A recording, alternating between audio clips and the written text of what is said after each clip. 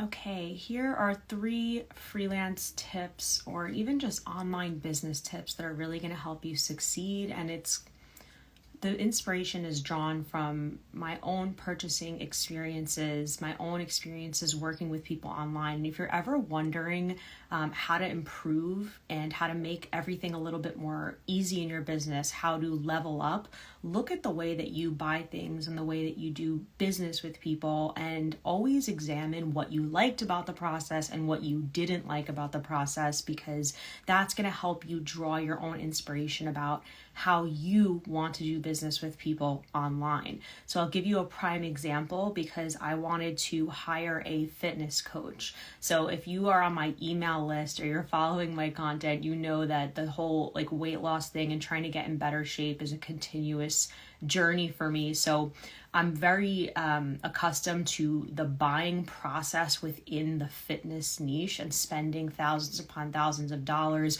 which is a purchase that does require persuasion and me reading sales pages and me investing in coaches and buying those services. So I always examine how I'm feeling throughout that process because I want to emulate what works and what doesn't as a service-based provider myself and as somebody who has an online business.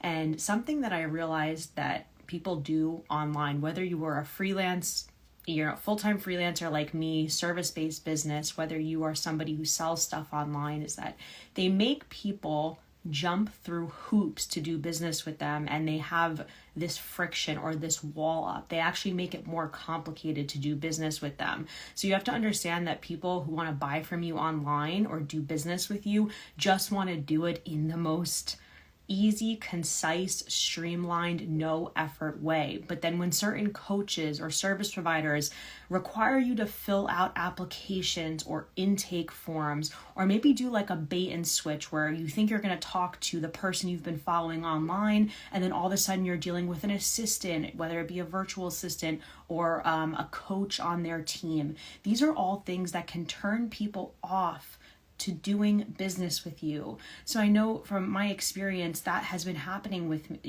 to me, where I want to give my money to somebody and enroll in a course, but they're making me fill out an intake form and talk to somebody who I don't even know. So try to be cognizant of your own processes. What does somebody need in order to get in touch with you and give you money online? Look at that process, deconstruct it, and ask yourself, is this the easiest possible way for somebody to do business with me? Or am I making them basically jump through hoops and just assuming that they're going to do the work because they want to work with you so badly? Unfortunately, that's not the case.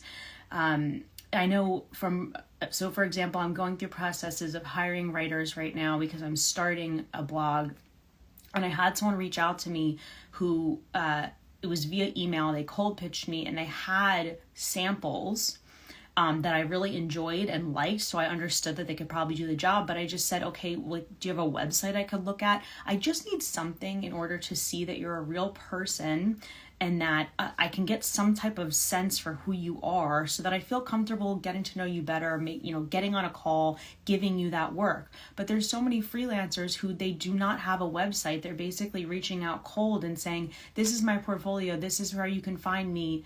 I don't know who you are, so I need to see that you're a person, and that usually takes place, and that usually happens by you having a website or at least a landing page, some type of social media profile to let me know that you're a real person. So most clients are not even going to say, do you have a website? They're just going to move on and ignore your pitch. So understand that you're doing everything humanly possible to make it easier for the other person on the other end of that screen to know about you, learn about you, just, determine whether you're the right person just within a few clicks. That's what we want.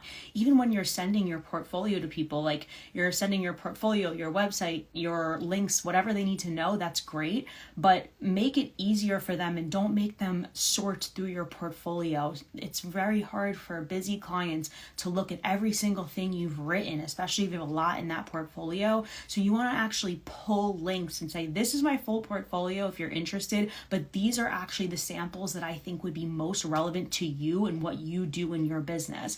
That will put you head and shoulders above other people who are reaching out to that person to try to get their business. Now, I also want to explain why having a niche is a totally unfair advantage that I want you to take advantage of, because these are two really controversial topics for some reason within freelancing. Is, do you need a website and do you need a niche? So people are constantly going back and forth and saying, yes, you do, no, you don't. But I'll explain to you why in any circumstance where you're doing business online, a client is more likely to go with somebody who has expertise in one realm and that they can relate to, because what it signals to the client is, oh, this person gets me. They just get it. They understand. You don't understand how. That was repetitive. You need to understand why.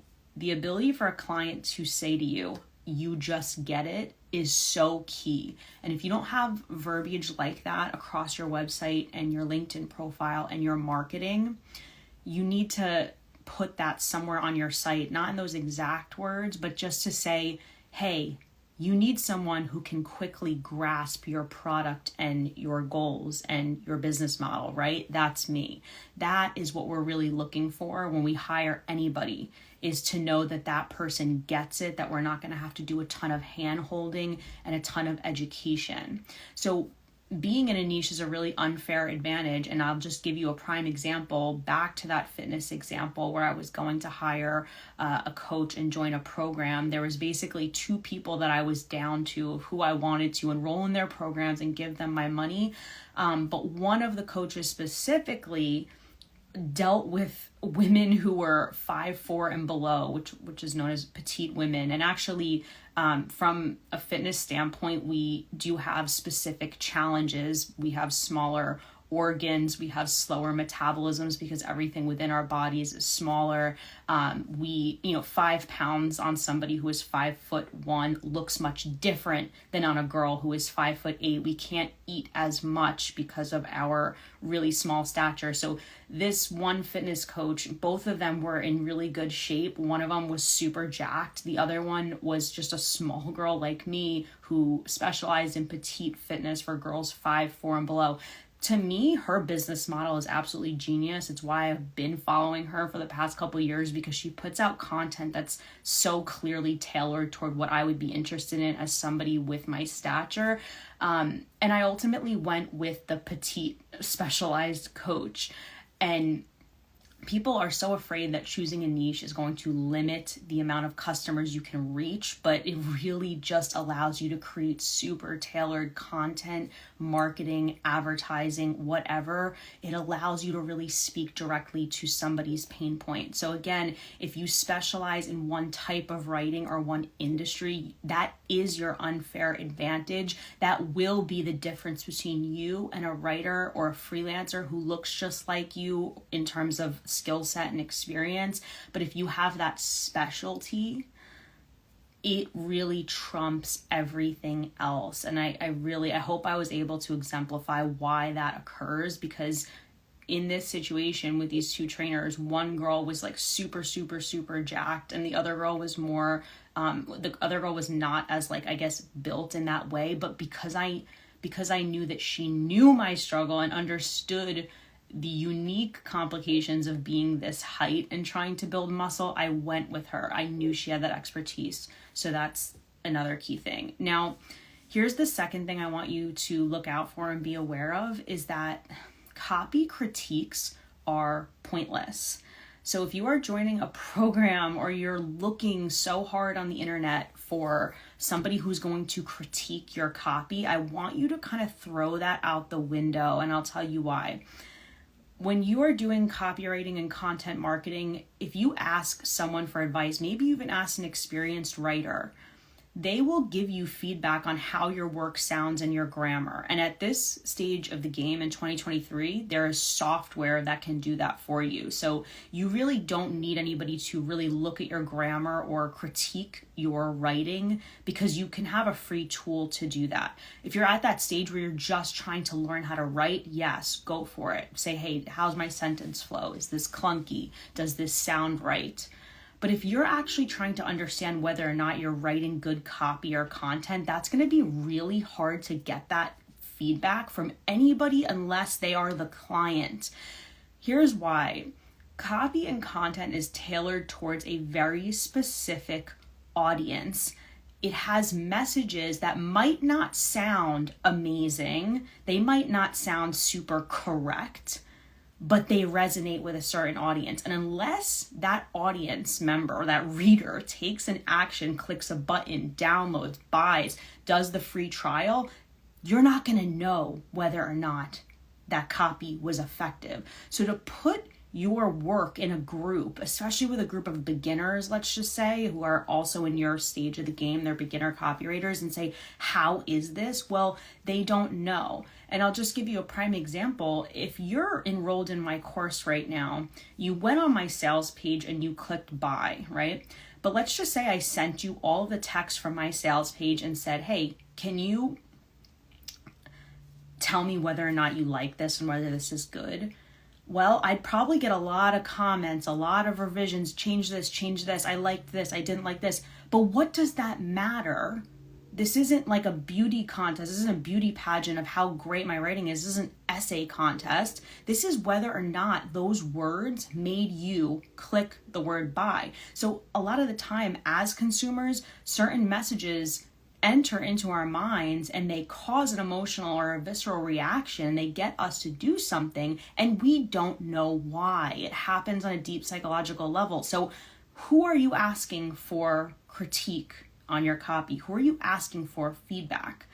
What works for one client and what one client deems good writing or effective writing is going to come down to A, their personal preference, but B, the back end metrics of how it's converting. That's why I'll never forget one time I was working for this software company and they did a redo of their website, and people on LinkedIn are, of course, super cringe and always trying to just yell the loudest and say things that they think are insightful. And this one guy was like, this is why this company's homepage absolutely sucks. And he went through like this whole like breakdown of why he thought the copy on their website sucked.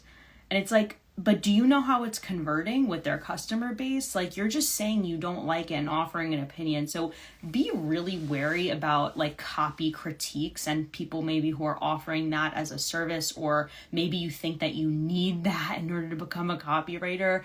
I'm sorry, it comes back to the same thing with learning copywriting in general. You're not gonna know unless you are working for the client, and I'd rather have somebody pay me for that trial and error than just doing all of these copywriting exercises. I just don't think there's any point in copywriting exercises and copywriting critiques. So if that's something that's holding you back, just move along and try to get clients and start cold pitching.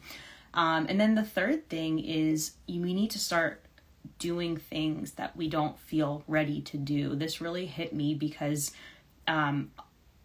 throughout your freelance career, if you're starting from scratch the way I did and you have a client who gives you that chance, first of all, if you've never done it before, there's going to be a certain amount of just balls you need to have to say, yes, I'll take on that project, even though you don't know what you're doing. So a lot of freelancing it just feels like absolute pretending, and you will feel like an imposter and you will feel like you don't know what you're doing, but it doesn't matter. The people who wind up becoming successful in this career and getting good clients are the people who say yes before they are ready, before they feel experienced enough, before they are sure they can do it. Just say yes. I think that's the main thing I'm trying to convey, is just say yes. Whether you feel that you are ready, whether you feel that you are prepared enough, just say yes, because I guarantee you there is someone less experienced than you who is diving right in and saying yes to everything, and that's why they're getting those opportunities.